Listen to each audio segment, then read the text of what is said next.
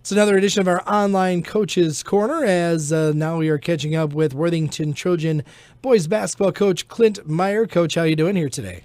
Doing good, Jared. How are you? Coach, doing well. Let's appreciate the time. Let's kind of recap some of the games, kind of quickly bouncing back. Of course, Trojans coming off a very solid holiday tournament. You finished second place, good comeback in the second half, but fell to Mankato West in the title game. And starting the new year on January 3rd, a matchup with Jackson County Central, you fell 79-62, but kind of a tale of two halves. You really came out first half, and I thought defensively, against a really talented offense, I really felt you flustered Jackson pretty well in that first half. Yeah, I thought we came out and, took things away they wanted to do offensively. We knew they could, put up a lot of points, in the scoring column pretty quickly. And we were able to counter that with some buckets of our own and kind of take them out of rhythm, I thought, and able to build a nice halftime lead there. But unfortunately, like you said, tale of two halves kind of fell off the track a little bit there in the second half, and we weren't able to keep pace. But, a great first half for our team. For Jackson County Central, seeing the second half, they were going to come out and put a little more pressure on you, using that 1-2-2 and just kind of challenge more of those passes up top. And it just seemed like the Trojans weren't able to kind of make the crisp pass to break through it, and they were able to kind of get some easy buckets, which kind of seemed to get them going in that second half. Right, instead of, attacking that pressure, we were kind of timid a little bit and kind of throwing passes around, and they were really reading that pretty well and able to get tips and then score easy buckets, off of steals and stuff. But, at times I thought we handled it pretty well when we were able to get the ball into the middle and attack that way, but we just didn't do that enough in the second half. One of the guys that I wanted to talk about from that game was Obang Ojulu, because obviously with Jackson, it's a very small, quick lineup. Basically, it's three guards and two athletic forwards. Tallest starter is about 6'3", so you decided to kind of go a little more defense and put Obang in the starting lineup in for Stuart Merrigan, and I thought Obang really stepped up to the plate, played great defense, especially against Jacob Christopher, who was a good one-on-one guard in the conference, and Obang really frustrated him for most of the night. Yeah, Obang's done some really good things for us this year when we've seen some smaller lineups like with Jackson and Mankato West. He's stepped in and gave us really good minutes. He's really quick defensively, has good lateral quickness. So when he's able to keep guys, in front of him, where in years past we have struggled with quick guards, but he gives us another dynamic out there defensively, that's for sure. Odiotho and Tyler Linder each led with 17, but also kind of mentioning Stuart Merrigan. I thought Stuart played very well in that matchup with JCC.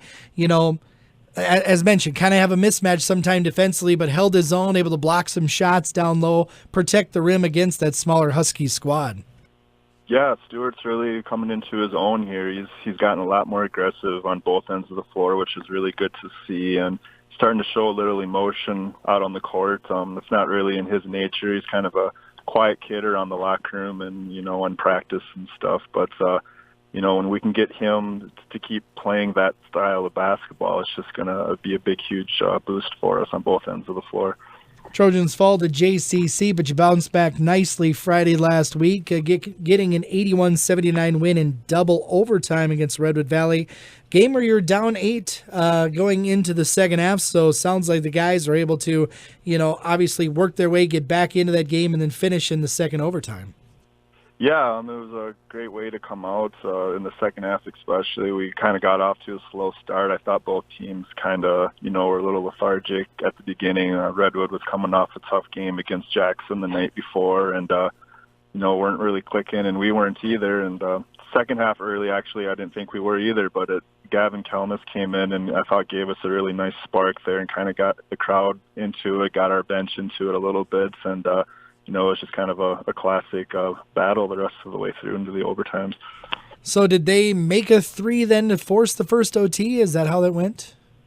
Yeah, they had a couple of looks at three-pointers, actually, I think, and where they were able to secure the offensive rebounds on a few of those possessions, and they were finally able to knock one down to send the game into the first overtime. But we did have a couple of looks, at some sending or ending the game in the first or in the regulation, I should say. So we both had chances, to win the game, and unfortunately, for us, we came out on top. And was it OD that hit the shot that put it in the second OT?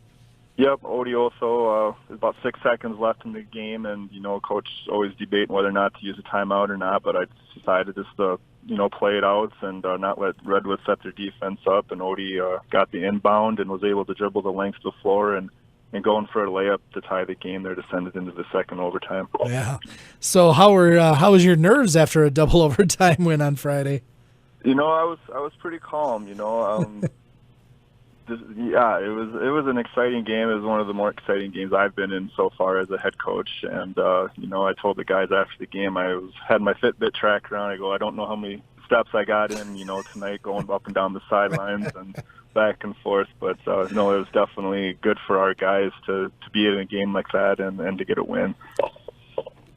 As the Trojans again in action against Murray County Central here on Monday, as the Trojans get a win Monday 42-39 last night against the Rebels. Sounded like, Coach, big defensive game, and obviously it seemed like MCC was really trying to keep you from really kind of getting up the court too much. Was that kind of how it went Monday night?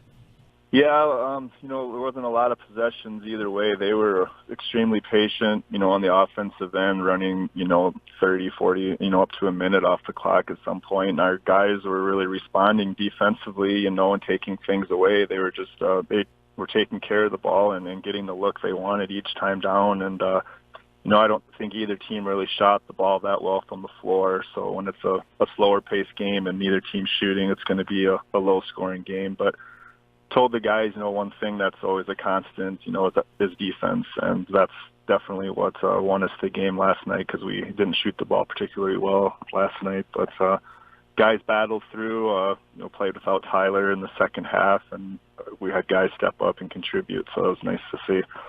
Zach Bover led the Trojans with 15, as Coach mentioned. Tyler Linder with an ankle injury first half.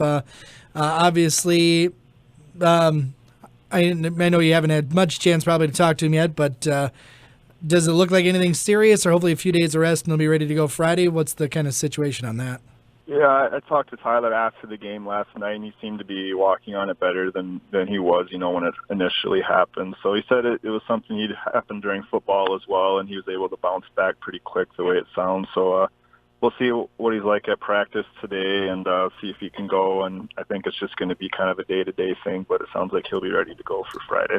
Trojans 7-5. They'll be in action Friday when you host the Windham Eagles for a doubleheader. Of course, you got to win in Windham 66-43 to start the season. And, Coach, you well know anytime those two teams to get together, you could throw out records and what happened before, because, that's always one of those good rivalry games where there's going to be a lot of energy in the gym Friday night.